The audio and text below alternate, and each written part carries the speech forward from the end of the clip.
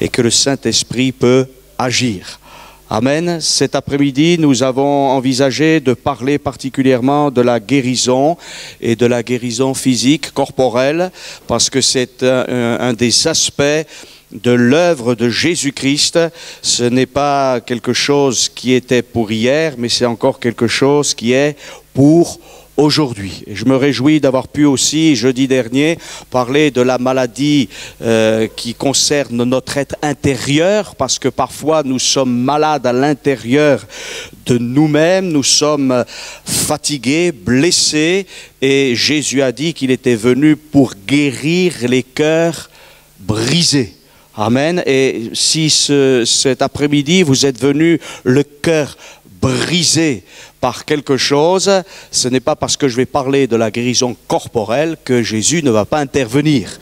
Si cet après-midi vous êtes venu en pleine santé intérieure ou corporelle, eh bien vous avez peut-être sans doute besoin aussi du pardon de vos péchés, et tout est dans l'œuvre de Christ. Nous venons de chanter un cantique, un chant qui dit « Mon seul abri, c'est toi ». Voilà, toujours mon cœur te chantera. Et ça m'a fait penser, c'est pour ça que j'ai feuilleté ma Bible rapidement avant d'ouvrir sur les textes que j'ai choisis pour la prédication.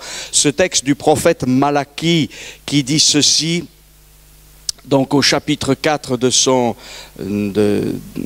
livre, au verset 2, il nous est dit « Mais pour vous qui craignez mon nom, se lèvera le soleil de la justice, et la guérison sera sous ses ailes. » Amen.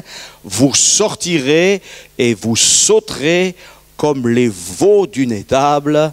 Amen. Voilà, c'est poétique, bien sûr, c'est littéraire, c'est symbolique. Voilà, c'est curieux, sortir comme les veaux d'une étable.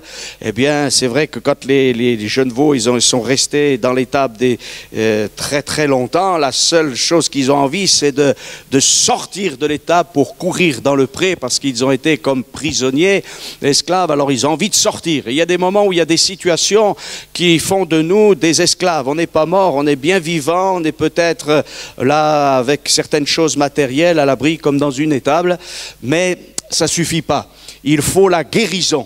Et je crois que cet après-midi, Dieu veut guérir. Alléluia, c'est son désir. Et il nous est dit, donc le soleil de la justice, eh bien, se lèvera et la guérison sera sous ses ailes. C'est un peu particulier, hein, parce que le soleil, on n'a pas l'impression qu'il a des ailes, mais ce n'est pas le soleil qui est l'astre là qui nous éclaire et qui nous réchauffe, mais c'est une image du Seigneur qui réchauffe nos cœurs, qui réchauffe nos âmes et qui est capable aussi de détruire le mal jusqu'à la racine.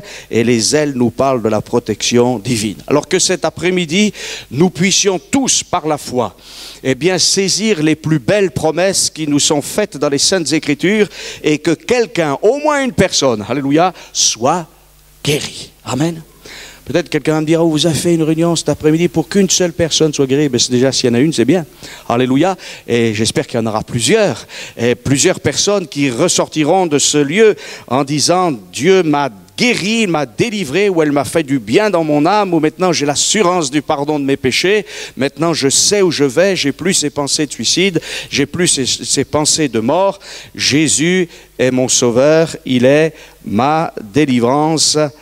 Amen. Alléluia. Gloire au Seigneur. On va lire dans les Saintes Écritures parce que c'est important de lire dans toutes les Écritures, et je vous invite à faire une lecture dans l'évangile de Matthieu. Voilà, évangile de Matthieu. Chapitre 4 et à partir du verset 23. Matthieu 4 et verset 23.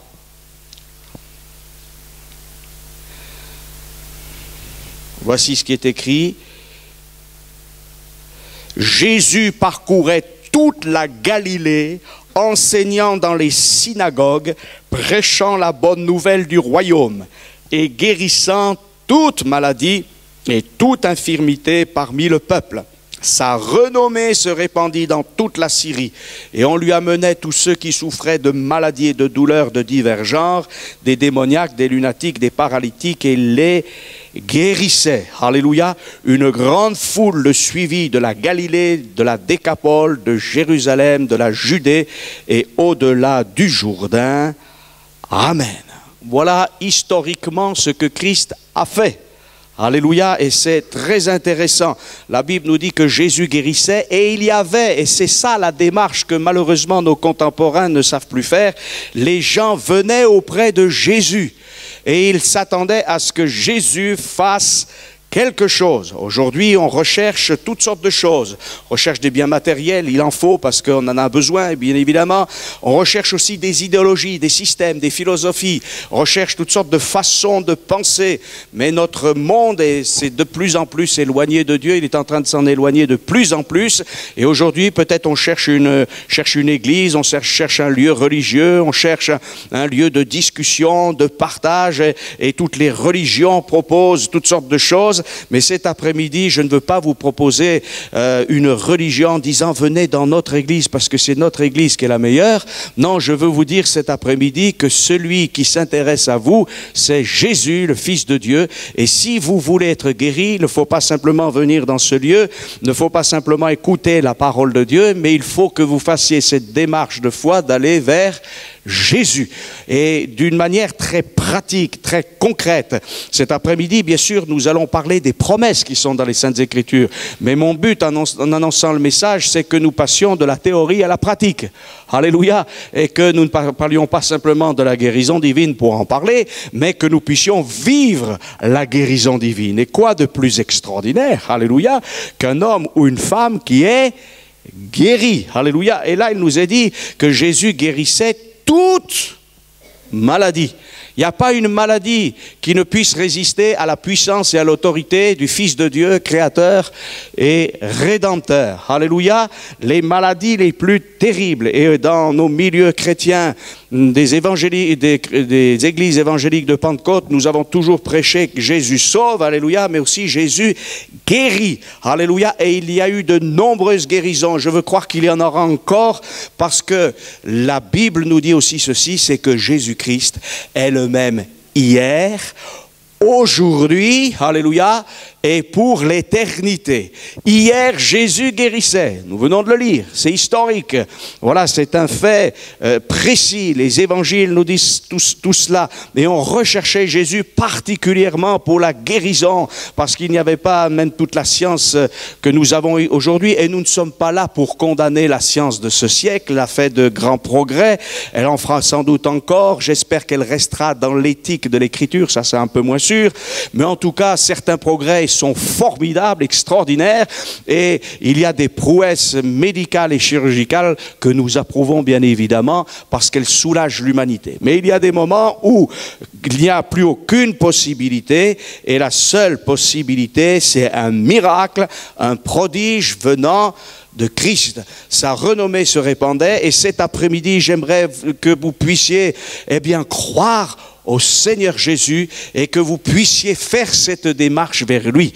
Parce que ce qui est fondamental, c'est de s'approcher de Jésus. Jésus dit, venez à moi vous tous qui êtes fatigués et chargés. Et la maladie, c'est une charge, c'est un poids, c'est quelque chose qui nous écrase, et parfois qui nous écrase depuis des années, voire des dizaines d'années. Mais dans l'Écriture, il y a dans les évangiles, il nous faisait fait mention d'un homme qui était malade depuis 40 ans, et Jésus l'a guéri. Alléluia. Alors, même si tu es malade depuis longtemps, Jésus peut te guérir, Jésus veut te guérir aussi. Et la Bible nous dit qu'on lui amenait tous ceux qui souffraient de maladies et de douleurs de divers genres. Voilà. Vous savez qu'on peut faire un diagnostic, et un diagnostic c'est bien, on peut dire voilà tu as telle maladie, mais c'est pas parce qu'on fait un diagnostic qu'on peut résoudre les problèmes. Aujourd'hui, il y a des maladies orphelines, il y a des maladies du siècle, il y a voilà toutes sortes de choses. Il y a des maladies qui sont apparues récemment, certainement qu'elles étaient déjà peut-être là, mais elles n'étaient pas développées. Les épidémies sont là, on a toujours peur de toutes ces épidémies, même qui peuvent prendre une action mondiale. Mais vous savez, Jésus veut nous faire grâce encore, et dans l'œuvre de Christ, il y a la guérison. Amen. Alors peut-être quelqu'un va me dire, oui, mais. Parce que vous savez qu'il y a toujours, on est toujours avec le oui, mais. Mais je vais vous dire aussi quelque chose, oui, mais, un autre oui, mais, c'est que Dieu a toujours raison. Eh oui. Et que très souvent nous disons, oui, mais moi j'ai demandé et je n'ai pas été guéri. Attention. Dieu guérit, mais pas dans n'importe quelle condition. Vous avez remarqué que pour vous qui craignez son nom, la guérison, il se lèvera comme le soleil de justice, comme une lumière admirable, et la guérison sera sous ses ailes. Pour vous qui craignez son nom.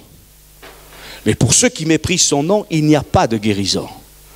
Voilà, peut-être quelqu'un me dira, j'ai demandé et puis j'ai pas reçu, alors je pense que maintenant le Seigneur ne veut pas me guérir. Ça, c'est une autre attitude aussi. Eh bien non, persévérez dans la prière jusqu'à ce que. Amen. Et chers amis, n'attendez pas. Vous savez, très souvent, et ça c'est une superstition française, on attend quelqu'un, on attend un homme, et même dans nos milieux pentecôtistes, on attend une espèce de gourou qui va venir, et je crois que Dieu nous résiste dans ce comportement-là. Ce n'est pas l'Église qui guérit, ce n'est pas les ministères qui guérissent, même s'il y a des dons de guérison et on pourra en parler. Mais c'est Jésus qui veut s'attribuer la gloire. Et tant qu'on veut ramener les choses à nous-mêmes, eh bien on ne va pas être guéri. Alors la première chose, c'est de craindre le nom de Dieu. Et de dire, oui Seigneur, tu es souverain. Et je sais que dans le programme de Christ, il y a aussi la guérison. Amen. Le prophète Ésaïe dira, par ses meurtrissures, nous sommes guéris. Alors bien sûr, il y a des gens qui ont dit, oui, mais ça, ce texte, il se réfère uniquement à la guérison intérieure due à nos péchés passés. Voilà. Et oui, mais seulement l'Écriture dit autre chose. L'Écriture nous dit ceci, et je vous invite à lire dans Matthieu chapitre 8 et verset 14.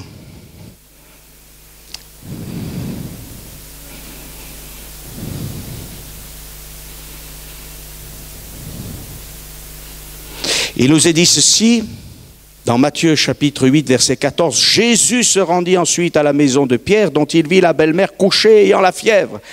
Il toucha sa main et la fièvre la quitta.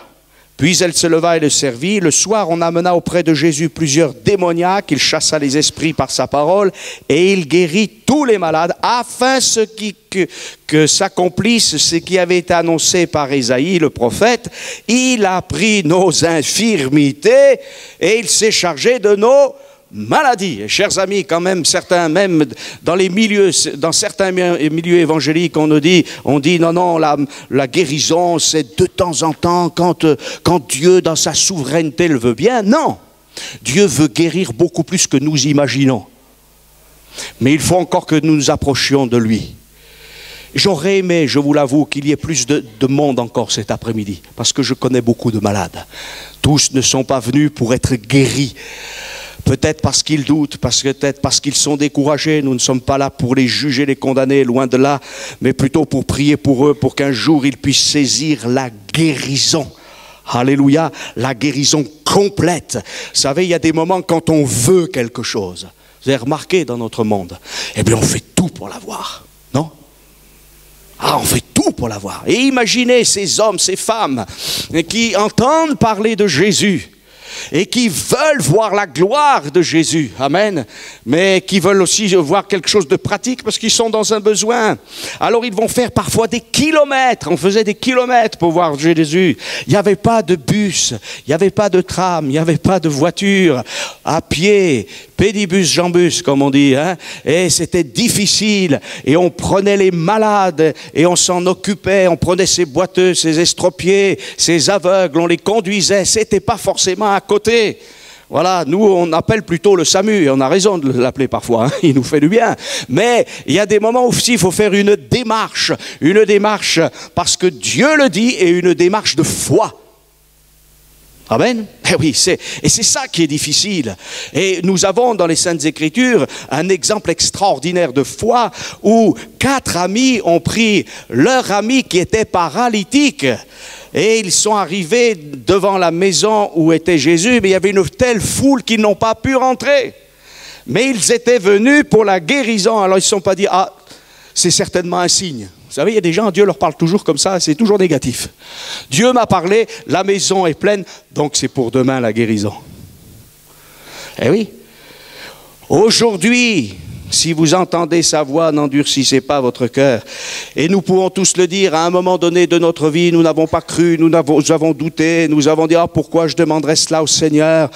Il a peut-être autre chose à faire. Et puis mon cas n'est pas si grave que cela. Il y a des gens, c'est pire que... Et on raisonne, et bon, c'est parce qu'on veut être optimiste, tout cela. Mais c'est dans le programme de Dieu. Amen, et oui, c'est dans le programme de Dieu. Alors ces hommes ne se sont pas laissés décourager. C'était vraiment des gens qui allaient jusqu'au bout, des jusqu'au-boutistes, comme on dit. Alors, ils ont vu qu'il y avait trop de monde, ils ne pouvaient pas passer. Il y avait déjà des gens qui certainement voulaient aussi être guéris, délivrés, voir Jésus, entendre Jésus, ce qui était légitime. Alors, ils sont montés par l'escalier jusque sur la terrasse, ils ont démonté le toit, dites, et ils ont fait descendre le paralytique devant Jésus, pas avec des cordes. Il faut le faire quand même, hein. Ils en voulaient. Amen. Et c'est toujours comme cela. Et quand on en veut, quand on veut vraiment la guérison, je crois qu'il se passe des choses. Alléluia. Dans notre siècle, malheureusement, on va certainement vers des citernes et des citernes crevassées, alors que Jésus est la source d'eau vive. Amen. Et chers amis, j'aimerais vraiment vous encourager, s'il y a quelqu'un qui est malade, à saisir la guérison cet après-midi. Et il y a des obstacles pour être guéri. Et vous savez que l'adversaire mettra toujours des obstacles devant nous, des pensées, des raisonnements, des ceci, des cela. Pourquoi est-il malade? Pourquoi n'est-il pas comme cela? Pourquoi voilà. Et les pourquoi et les comment. Et comme disait quelqu'un, parfois on aimerait être à la place de Dieu et lui dire, il faudrait que le monde fonctionne comme cela. Mais c'est Dieu qui a créé le monde, et si notre monde d'en bas fonctionne mal, ce n'est pas parce que celui qui est en haut l'a mal fait, c'est à cause de notre péché. Et la maladie, c'est une conséquence du péché. Pas forcément d'un péché particulier, mais c'est une conséquence générale du péché. Par notre désobéissance, nous avons aussi introduit la maladie et la souffrance dans le monde, et nos premiers parents ont péché, nous on a continué à pécher, et la maladie est venue, c'est l'une des conséquences du péché, et c'est pour cela que notre Dieu qui nous aime, qui est pourtant un Dieu saint, veut néanmoins nous guérir, il veut nous soulager. Amen. Et oui, il veut le faire. Jésus veut le faire, il veut se manifester. Il y a eu des questions toujours autour de la guérison divine, toujours. Un jour, les disciples ont vu un aveugle-né et ils ont commencé à discuter. Ils ont demandé à Jésus, est-ce que c'est lui qui a péché ou ses parents? Voilà, la question était intéressante, mais vous voyez, Jésus va dire, ce n'est pas que lui ou ses parents aient péché, mais c'est afin que la gloire de Dieu soit manifesté. Et vous savez que même les obstacles qu'on connaît dans notre vie, même les problèmes qu'on connaît dans notre vie, on devrait toujours penser, et Seigneur, si c'était pour que tu sois glorifié. Eh oui, parce qu'on est très, très, très négatif. Et comme je le disais ce matin, on a toujours des obstacles devant nous. Et en fait, la vie, c'est une course d'obstacles. Hein, vous connaissez ces sportifs qui sont le 110 mètres haies. On a eu des sportifs qui ont remporté des médailles d'or olympiques. Et c'est pas évident de courir et puis à un moment donné, il y a un obstacle. Alors il faut que la foulée soit adaptée presque au millimètre près, au centimètre près en tout cas, pour passer l'obstacle au bon moment pour arriver le premier. Le but, c'est pas forcément d'arriver le premier, mais c'est de passer en tout cas les obstacles. Et celui qui nous permettra de passer les obstacles, c'est celui qui est avec nous, qui nous aime et qui nous dit, oui, un obstacle, mais tu vas voir, on va le passer ensemble. Alléluia. On va passer ensemble l'obstacle du deuil. On va passer ensemble l'obstacle de l'opposition de l'adversaire. On va passer ensemble l'obstacle des vices, des passions. On va passer ensemble l'obstacle du péché. Et on va se retrouver de l'autre côté. On va aller plus loin. Et on va passer aussi l'obstacle de la maladie. Eh oui. Alors Jésus a fait quelque chose pour cet aveugle de bien particulier. Et vous savez, Jésus est un drôle de pédagogue, hein. Parce que tout ce qui nous arrive, que ce soit la maladie, que ce soit des problèmes, des difficultés, permet aussi au Seigneur non seulement de se glorifier, mais de nous instruire et de nous faire grandir dans ses voies. Eh oui. Et on a besoin de réfléchir. C'est pour ça que quand au temps du malheur, dit l'Écriture, réfléchis. Et nous, on a tendance simplement au temps du malheur à agir. Mais il faut réfléchir. Et il faut se dire, tiens, pourquoi je suis dans telle situation? Il est certain que certaines personnes sont dans cette situation parce qu'ils ont fait certaines choses. Mais en tout cas, si je fume beaucoup, je risque d'avoir un cancer des poumons. Si je bois beaucoup, je risque d'avoir une cirrhose du foie. Et ça s'appelle le péché. Aujourd'hui, même dans le monde évangélique, on ne veut plus parler de la maladie qui a pour origine des péchés particuliers. Mais il y a aussi des maladies qui viennent de péchés particuliers. Pas toujours. Je ne suis pas là en train de vous condamner, pas du tout. Mais que notre maladie vienne du péché général de l'humanité, parce que le péché est entré dans le monde et la maladie aussi. Quand il y a des épidémies, on ne va pas forcément la chercher, l'épidémie. C'est pas un péché particulier. Mais il y a des moments aussi, c'est dans des pratiques d'œuvres mauvaises qu'on est dans la maladie. Et il faut savoir demander aussi pardon à Dieu pour nos actes passés ou présents encore, et dire, Seigneur, tu vois, oui, je suis malade, mais ça vient aussi de cela. Et Seigneur, je te demande d'abord pardon pour mes péchés, change ma vie, et je veux aussi que tu me guérisses. Alléluia. Jésus guérit. Alléluia. D'ailleurs, lorsque Jésus a donné mandat au premier prédicateur de l'Église, il a dit, allez par tout le monde prêcher la bonne parole. Alléluia, la bonne nouvelle à tous ceux, tous ceux qui croiront, qui seront baptisés, ils seront sauvés. Et puis Jésus dit aussi, voici les miracles qui accompagneront ceux qui auront cru. Et oui, la clé, c'est aussi la foi. Craindre Dieu, c'est pas avoir peur de Dieu, mais avoir un grand respect pour Dieu, si je peux un peu simplifier cet après-midi, et aussi croire en l'existence de Dieu et croire Dieu. C'est-à-dire croire ce qu'il a dit dans sa parole. Et cet après-midi, finalement, ce que nous avons besoin de demander au Seigneur, c'est non seulement la guérison, mais la foi pour saisir la guérison. Amen. Eh oui, c'est cela. Alors Jésus guérit. Et Jésus a donné ce mandat en quelque sorte à l'Église. Et dans le livre des Actes des Apôtres, qu'est-ce que nous voyons? Bien sûr des hommes, des femmes, alléluia, c'est la première des choses, qui se tournent vers le Seigneur. Des hommes, des femmes qui se convertissent. Alléluia. Mais aussi des hommes, des femmes qui sont guéris. Alléluia. Et même parfois, ça c'est un autre domaine, on l'abordera peut-être un jour, et on l'aborde régulièrement, mais aussi délivrés de la puissance de l'adversaire. Vous avez remarqué qu'il y a aussi des maladies ou des problèmes qui viennent de trafics occultes. C'est pas étonnant d'être malade, d'être dépressif si on trafique avec l'horoscope. Si on trafique avec les magiciens, avec tous ceux qui sont là dans le monde ésotérique et qui ne veulent pas de Dieu ou qui n'ont aucun aspect de Dieu. Et là, on se retrouve avec des handicaps. Voilà. Donc, Jésus est celui qui guérit. Quelque temps plus tard, après que Jésus ait fait tant de guérisons, la Bible nous dit que les disciples se sont retrouvés dans une tempête. Et qu'est-ce qu'ils ont dit? Ils ont dit, sauve-nous, nous périssons. Eh bien, je crois que c'est un petit peu un cri du cœur aussi. Comment dirais-je, désirer la guérison, c'est se dire, Seigneur, je suis en train de périr, je suis en train de mourir peut-être, ou je suis en train de souffrir, et je veux que tu me guérisses. Alléluia. Jésus guérit. Ce qui est important aussi de savoir, c'est qu'au cours de l'histoire de l'Église, il y a toujours eu des guérisons, même si on ne nous le dit pas. Mais il y a toujours eu des guérisons. Et ce n'est pas parce qu'il n'y a pas eu parfois, c'est pas parce qu'il y en a eu peu, que Dieu n'avait pas résolu le problème par la mort de Jésus-Christ, son Fils, et par ses meurtrissures. Vous savez, lorsqu'on a crucifié Christ, il a été meurtri partout. De la plante des pieds jusqu'au sommet de la tête. partout. Sa chair a été meurtrie. Sa chair a été vraiment déchirée, on pourrait dire. Et Christ a vraiment souffert aussi corporellement, bien évidemment, en étant crucifié.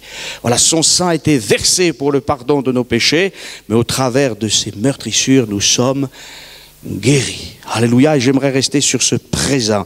Il y a dans l'œuvre de Christ, alléluia, la guérison.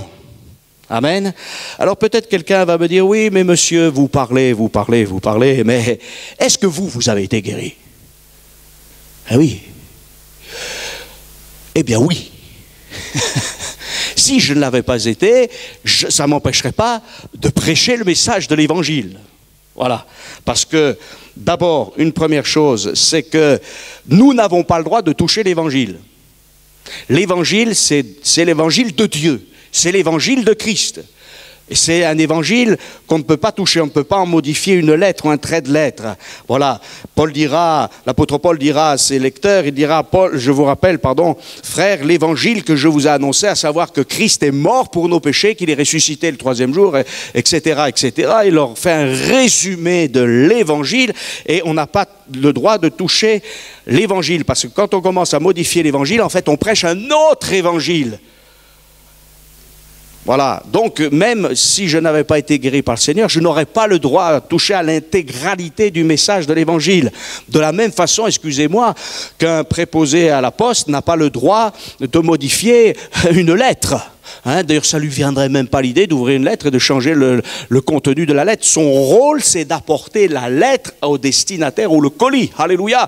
Et qu'est-ce que c'est qu'un prédicateur de l'Évangile si ce n'est quelqu'un qui prend un message et qui le communique aux autres?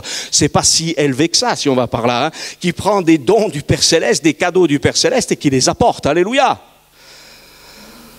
Il ne faudrait pas refuser le cadeau. Parce que le porc, il a été payé, tout a été payé. Excusez-moi, mais c'est franco de porc. Donc, voilà ce que c'est qu'un prédicateur de l'Évangile. Mais moi-même, j'ai été guéri. Alléluia. Et guéri de maux de tête, à se frapper la tête contre les murs. Voilà. J'ai vu aussi dans ma famille des gens guéris. Alléluia. Eh oui, et je peux vous assurer que ce que j'ai expérimenté avec les maux de tête, les migraines, c'était terrible. Et pendant des années, j'en ai souffert. Et je priais le Seigneur. Et puis arrivé un jour où ça n'a plus été possible. Et je me rappelle de ces 4 jours que j'ai passés là dans ma chambre. Et j'arrivais plus à rien faire. Et j'étais là sur le lit, je ne pouvais plus, j'avais pris tout ce qu'on pouvait prendre. Voilà, et ça faisait, voilà, et à chaque fois surtout que j'avais pas mal d'activités, j'avais ça. Et pour ceux qui ont connu ça, vous savez de quoi je parle. Et il se trouve qu'à un moment donné, eh bien, mon épouse et moi-même, nous avons prié. Je vous fais grâce des circonstances particulières. Si un jour peut-être je les raconterai en détail. Et le Seigneur m'a guéri. Alléluia. C'est-à-dire qu'on a vraiment invoqué le nom du Seigneur ensemble. Et au bout de 30 secondes, ou 1 minute, allez, d'accord, vous serez d'accord, 30 secondes, 1 minute, je n'ai plus eu mal. D'accord? Et ces migraines, je ne les ai plus connues. Amen. Alléluia. Gloire à Dieu. Voilà. Lorsque mon frère, qui est un peu plus âgé que moi, est né, il est né dans des circonstances tout à fait normales, et puis après il a pris des hernies, et c'était quelque chose qui venait de plus en plus. Et on a prié pour lui, et tout a disparu. Alléluia. Gloire à Dieu. Voilà, ma propre fille a été aussi guérie de quelque chose de terrible. Je ne veux pas rester trop longtemps là-dessus, mais nous avons expérimenté la guérison divine. Dans notre famille, alléluia, nous croyons au miracle divin, au pouvoir de Dieu. Alléluia. Et mes frères et sœurs, vous qui êtes des croyants, eh bien, que Dieu suscite la foi au milieu de nous. Et vous qui êtes des amis, eh bien, et qui venez depuis déjà quelque temps, quelques mois, eh bien, croyez que Jésus peut vous guérir et vous délivrer aussi des vices et des passions qui font la guerre à votre corps. Si vous fumez, mais demandez au Seigneur de vous débarrasser de cette cigarette. Voilà, si vous buvez à l'excès, demandez au Seigneur de devenir sobre. Alléluia. Et ça aussi, quand l'évangile pénètre dans un cœur, dans une vie, il y a des choses qu'on abandonne. Et Dieu nous fait grâce. Dieu peut guérir un cancer. Amen. Alors je continue avec ma famille parce que, vous savez, la Bible nous dit d'être des témoins. Alors, vous allez me dire, oui, mais ça remonte à loin, ça. Oui, non, mais ça ne change rien. Aujourd'hui, il y a encore des gens qui sont guéris. Alléluia, mon arrière-grand-mère a été guérie d'un cancer généralisé. Elle a vécu des dizaines d'années encore après.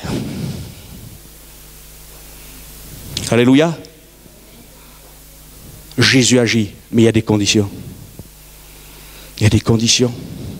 Et Dieu veut vraiment nous faire grâce. Il y a des choses, on ne peut pas forcément les dire parce qu'elles font partie de notre, pas de notre vie privée, mais même de notre intimité. Donc on ne peut pas les dire. C'est difficile. Mais Jésus guérit. Alléluia. Et il va encore guérir. Amen. Il y a quelques années, j'ai connu une petite fille, mais vous voyez jusqu'où la foi peut aller. Parce qu'on limite tellement le Seigneur. Ah ouais, oh bah. Mais la foi d'un enfant, c'est formidable. Ah, c'est formidable. Et vous savez, nous, des fois, on n'ose pas, on dit, oh, ça fait rien. Et jusqu'au retour de Jésus, je pense qu'un jour, le Seigneur Jésus nous dira dans son ciel, mais tu vois, ça c'était à ta disposition, pourquoi tu ne l'as pas pris? On a toujours l'impression qu'il y a un Dieu qui veut retenir la bénédiction. C'est assez curieux parce que dans les choses matérielles, alors on croit que Dieu va nous bénir. Hein? Et on a raison d'ailleurs, en parenthèse. Vous croyez que Dieu va nous laisser au coin de la rue sous une gouttière? Je ne le crois pas. Je crois que Dieu veut qu'on ait un logement chauffé, qu'on puisse dormir, parce que c'est notre Père. Alors pourquoi le croyons-nous pour ces choses-là? Et il le fait. Non? Il ne le fait pas pour vous? Eh oui, il le fait. Et il ne ferait pas le reste. Mais pourquoi ferait-il pas le reste? Parce que nous ne le demandons pas. Et parfois nous prions plus pour nos besoins matériels, nos besoins professionnels. Et il faut le faire en plus. Je vais vous encourager à le faire. Si vous avez un travail difficile, vous êtes peut-être votre propre patron. C'est pas évident, hein, des fois. Ou je sais pas, où vous êtes un employé. Eh bien, faut prier pour avoir du travail. Et puis, c'est pas évident. Et Dieu intervient dans nos affaires. Alléluia. Il intervient aussi pour le manger, le boire. Alléluia. Il intervient pour nos enfants, pour toutes sortes de choses. Et pourquoi on ne lui demanderait pas toutes sortes de choses? Puisqu'il veut nous les donner. Mais oui, Jésus guérit encore aujourd'hui. Alors il faut faire la démarche. Seigneur, tu es capable de guérir. Ah, j'ai de la peine. On est un peu comme Thomas encore. Mais Thomas, il a dit, si je. Alors, voilà. Et vous qui êtes là ce soir, eh bien, croyez que Jésus est capable de faire quelque chose et il va manifester sa gloire. Alléluia. Alors peut-être quelques-uns vont me dire, oui, mais, parce qu'il y a toujours les oui, mais, surtout en France, mais partout d'ailleurs. Hein. Oui, mais on a prié pour certaines personnes, elles sont décédées peut-être, ou certaines n'ont pas été guéries. Oui. C'est vrai, mais vous savez que Dieu fait ce qu'il veut aussi. Et ça, il ne faut pas l'oublier. C'est vrai. Et je le dis, dans ma propre famille, il y a des gens pour lesquels on a prié, mais Dieu les a pris. Mais Dieu sait tout ce qu'il fait.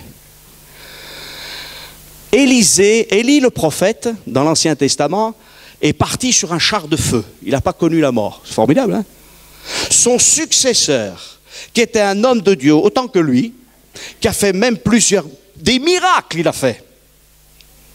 La Bible nous dit qu'il est mort de la maladie dont il était atteint. Eh oui. Mais quand on a posé un homme qui était mort sur ses os, cet homme est revenu à la vie. Preuve que même dans la mort, Dieu a prouvé l'homme de Dieu. Dans le ciel, on saura pourquoi Dieu a repris certains bien-aimés et n'a pas guéri. Mais ici, maintenant, Dieu veut guérir. Alléluia. Même Paul dit à un moment donné, ben, vous voyez, ce n'est pas forcément instantané la guérison. Mais ce n'est pas parce que ce n'est pas instantané qu'il ne faut pas la rechercher. Vous voyez, le Seigneur n'est pas là, excusez-moi, pour toujours de l'instantané. Et vous remarquerez d'ailleurs que Jésus guérit parfois instantanément, il le fait, alléluia, il peut le faire ce soir, mais parfois aussi il y a des étapes dans la guérison. Paul dira à un moment donné, j'ai laissé Trophime malade à Milet. Voilà, il ne nous a pas dit non plus que Trophime est mort, entre parenthèses. Et puis il y a des guérisons progressives, comme cet homme, même en face de Jésus. Et la Bible nous dit que cet homme était aveugle et puis Jésus a prié pour lui, il commence à discerner, mais ce n'est pas encore la guérison totale. Il voit des hommes, mais dit qu'il les voit comme des arbres. Ce n'est pas tout à fait ça. Jésus va prier pour lui, il va être totalement guéri. Amen. Et parfois il y a eu des guérisons progressives. Pourquoi? Parce que dans ce processus de guérison progressive, Dieu commençait à s'occuper du corps, mais il s'occupait de l'âme aussi.